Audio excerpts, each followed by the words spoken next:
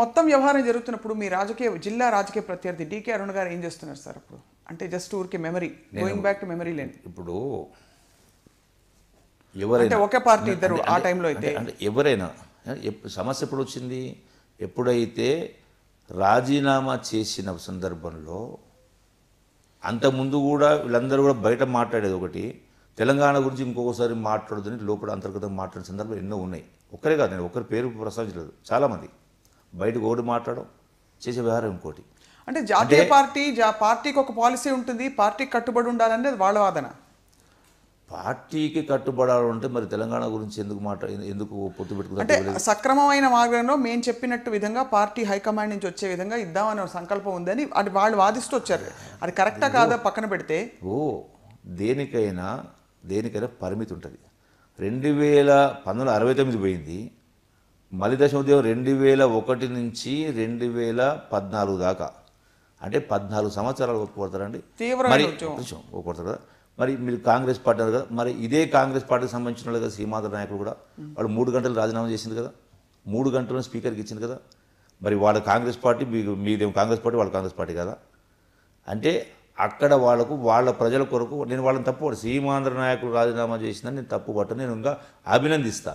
వాళ్ళ ప్రజల కొరకు, వాళ్ళ రాష్ట్రం కొరకు వాళ్ళు రియాక్ట్ అయ్యారు.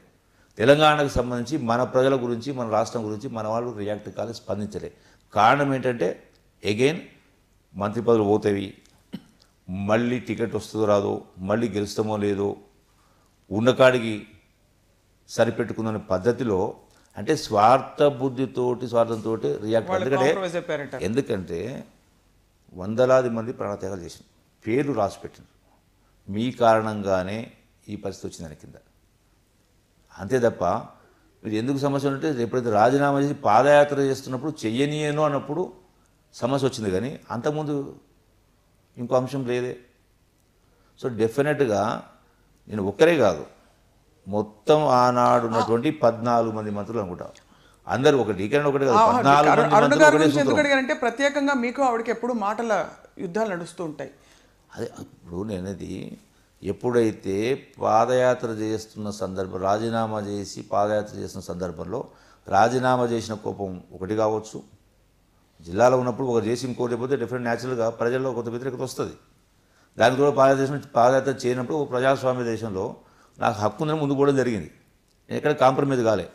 నేను ఏ సందర్భంలో కూడా ఎక్కడ కాంప్రమైజ్ కాలే. 99 నుంచి ఆ రోజున ఒక సందర్భంలో ఎలక్ట్రిసిటీ ఉద్యమానికి సంబంధించి, రైతులకు సంబంధించి స్టార్టర్లు 300 స్టార్టర్లు ఒక గ్రామంకి వెళ్ళి రైతులు తొలగించేసి మీరు బిల్లులు కడితేనే మేము చేస్తామన్నప్పుడు ఆ రోజున కూడా నేను స్పందించి ఆ రైతులకు ఆ స్టార్టర్లు ఇప్పించి వాళ్ళ పంటలు కాపాడే పరిస్థితి చేసినప్పుడు నా మీద కేసు పెట్టినప్పుడు 13 రోజులు జైలు ఉన్నా. రాజశేఖర రెడ్డి గారు జైలుకి వచ్చిండు, అంటే నన్ను బయటికి రప్పియాలని ప్రయత్నం చేసింది జిల్లా నాయకులు కావచ్చు, ఇంకోరు కావచ్చు ఆ సందర్భంలో. అయినా కూడా రాజశేఖర రెడ్డి వచ్చిన రిక్వెస్ట్ నేను రాలే. అంశం ఇది, దీనిపైన అసెంబ్లీలో చెప్తే తప్ప నేను బయటికి రాను, సారీ అని చెప్పిన. నువ్వు నాకంటే మొండెడు అని మాట్లాడిన ఆ రోజున. అంటే నేను ఎక్కడ కూడా అంశానికి సంబంధించి, ఒక ఇష్యూకి సంబంధించి ఎక్కడ నేను కాంప్రమైజ్ కాలే. ఆ రోజు కాలే, రాజీనామా సందర్భంలో కాలే, ఏ సందర్భంలో కూడా. అంటే కన్సిస్టెన్సీ యూ కెన్ సీ ప్రతి సందర్భంలో కూడా. అది కూడా నెల రోజులు ఎందుకు ఆగినంటే వీళ్ళందరూ మేము కూడా వస్తామంటే, నేను ఆ రోజున కిరణ్ కుమార్ రెడ్డికి రాజీనామా ఇచ్చి ప్రెస్కి పోతూ ఉంటే 2 మంత్రులు నన్ను మధ్యలో ఆపిండు. మధ్యలో ఆపి అలా మీ ఇస్తే మాకు ఇబ్బంది అయితే వద్దంటే మేము కూడా వస్తామన్నారు. ఓకే, నేను ఈ రోజున ఇప్పుడు కిరణ్ కుమార్కి సీఎంకి ఇచ్చిన కదా, గవర్నర్కి కదా, మీరు వస్తారంటే 10 రోజులు కాదు, నేను నెల రోజులు ఆగుతాను. ఎగ్జాక్ట్లీ 30 days వెయిట్ చేసిన. 30 days కాగానే వెరీ నెక్స్ట్ డే ఎవెంట్ గవర్నర్కి ఇవ్వడం జరిగింది. అంటే ఎక్కడ కూడా కాంప్రమైజ్ అయ్యే, కన్సిస్టెన్సీ మెయింటైన్ చేయడం జరిగింది.